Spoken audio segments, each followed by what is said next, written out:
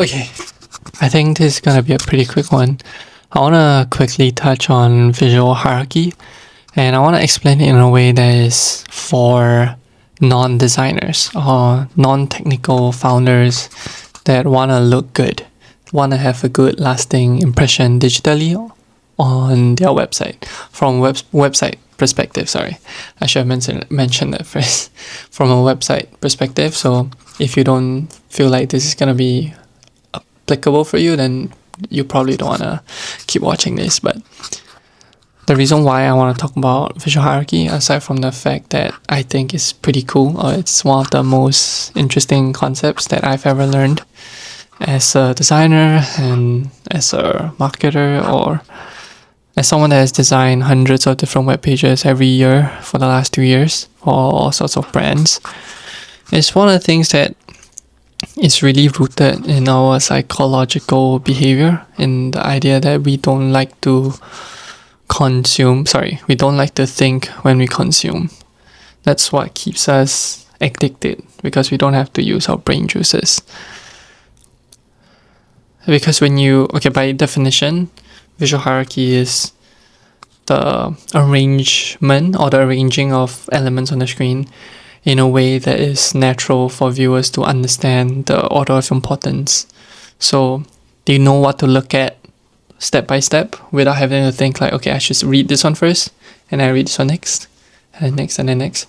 So there's a lot of different ways to improve the visual hierarchy, but the general idea of applying visual hierarchy or improving visual hierarchy in your website is going to be the key thing, or even arguably the only thing that's going to make your website look good, right? Because the idea of us not wanting to have to think as we are consuming is what makes something subjectively nice. Yeah, I think this is going to be a pretty short one, because I feel like this concept is not that complicated to understand, but very not bloated, or in the sense that it's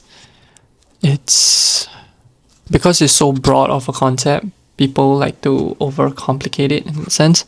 Because when I was in design school, visual hierarchy was definitely one of the first thing they taught, right? But they gave a lot of other complementary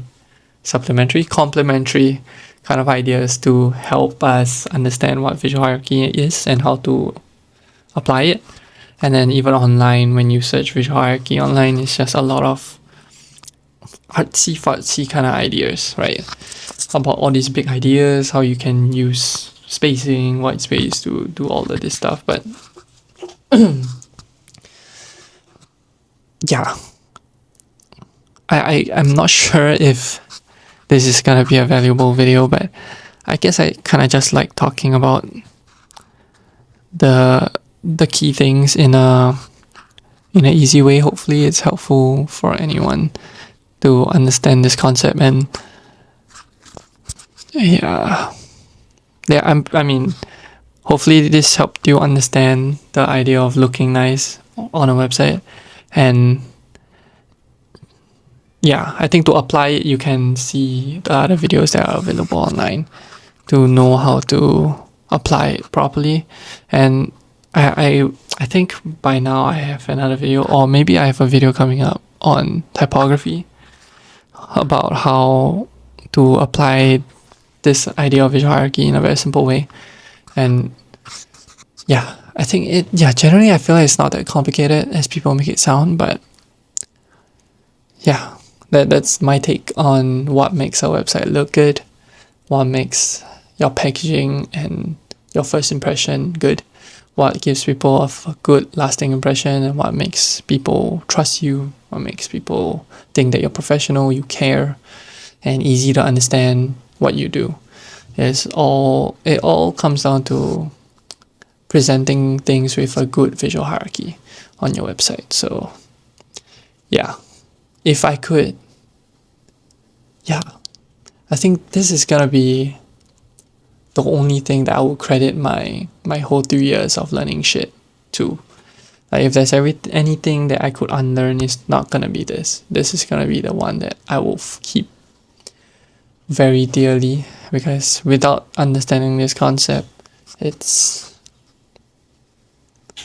gonna be really hard, or like it's not gonna be possible to create something that people can understand, that people can trust. And especially with AI right now, right? Trust is like a very tough thing to gain at this point of time.